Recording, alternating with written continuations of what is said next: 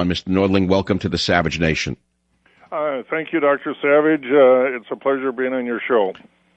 Please tell the average listener what an EMP blast is and how it could happen. An EMP blast can come in two different ways. One is from a non-nuclear RF weapon type of device, which can be fairly portable in a vehicle, and another is a nuclear EMP blast, which is a high-altitude nuclear weapon, like one weapon 300 miles up over Kansas would fry all of the electronics in the U.S. and put us back to the 1800s. Oh, my God. Well, that's an awful big paragraph. Now, let's go to the first non-nuke. A weapon in a car? Yes. This technology has really flourished and come alive in the last 10 years. In fact, the United States weaponized that technology. It's being taught at universities. Texas Tech University has the Center for Pulse Power. You can buy devices on the Internet. There are pulse power conferences around the world.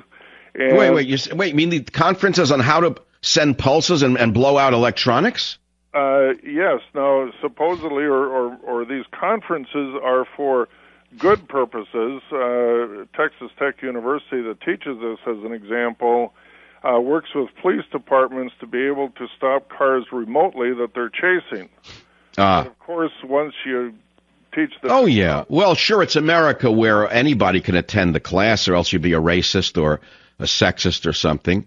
And so just as flight schools are normally good places to learn how to fly a plane, we all know that our dear friends who committed the 9/11 travesty on America went to flight schools in America because they couldn't say no. In fact, the president of the flight school in Boca Raton tried to warn the FBI that he was suspicious of these wonderful Saudis taking simulator training, and the FBI said, we can't do anything because they haven't blown anything up yet.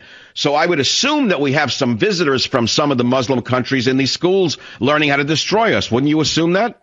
Well, exactly. And in addition to that, Imprimis sent 2 employees to the 17th Annual Pulse Power Conference in Washington, D.C. last June. Over 50% of the people there were foreigners. Oh, what a country, what a nation of imbeciles. And Homeland Security lets anyone waltz into these, huh? Because it's freedom of education, is that it? Well, it's very public technology. It's available to everyone.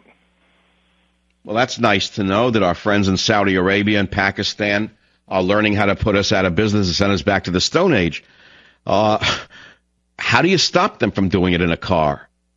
Well, how to stop anything in the fact that these devices can basically fry anything with a computer chip in it. So it could be a security system, it could be a communication system, a computer server, anything with a chip. And so you need to shield the equipment, put 6-sided metal around it, and then you need to filter the lines, the power lines, and the communication lines going in. And by the way, it also causes data corruption. Because let's say it's not a terrorist, but a criminal who wants to wipe out his criminal records, for example, at a court just before a trial.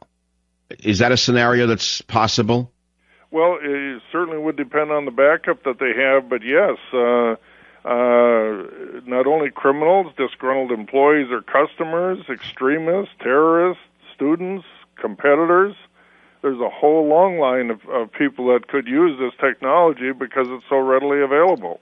So let's say a guy runs a business, a lumber company, and it does $10 million a year, and his competitor does $5 million a year, and he's around the corner. He wants to put him out of business. He could hire someone to do this and wipe out his computer system. He'd be out of business, basically? Well, if you didn't have the appropriate protection or backup, you would be in big trouble if you didn't have your database not only for your customers, but all your vendors, suppliers, and everyone else that you did business with.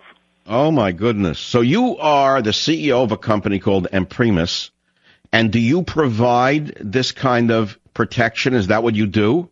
Yes, Imprimis was formed for the specific purpose of providing solutions for the civil sector, civil businesses.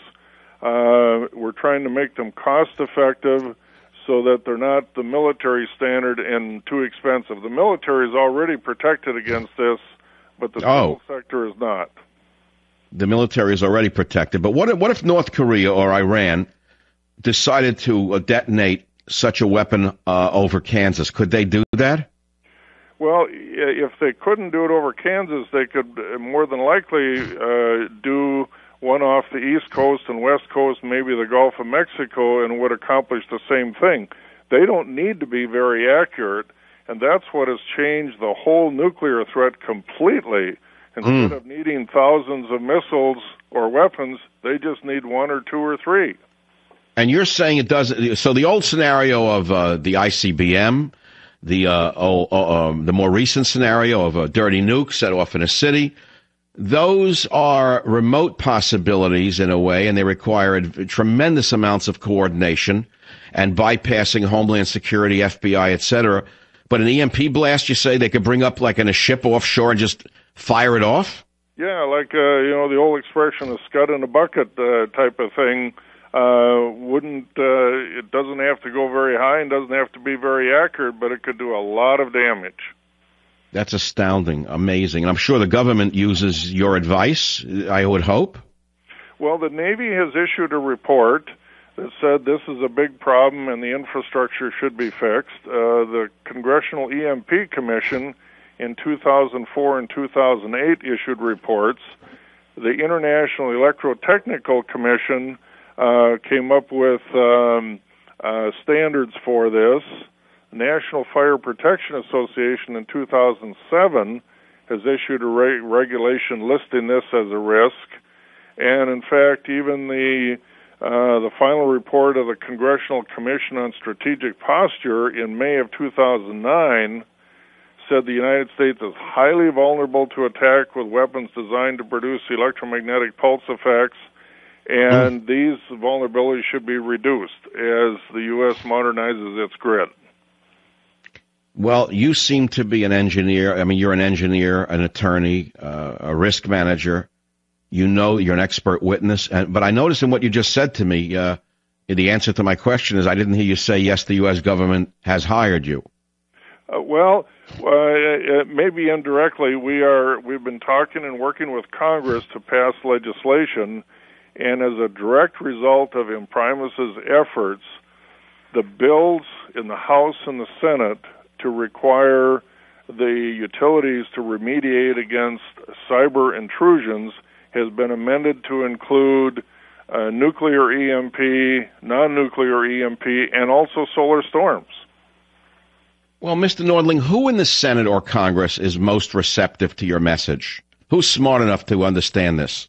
We've been talking to both sides of the aisle, and both sides have been very receptive. Joe Lieberman is heading it up in the Senate.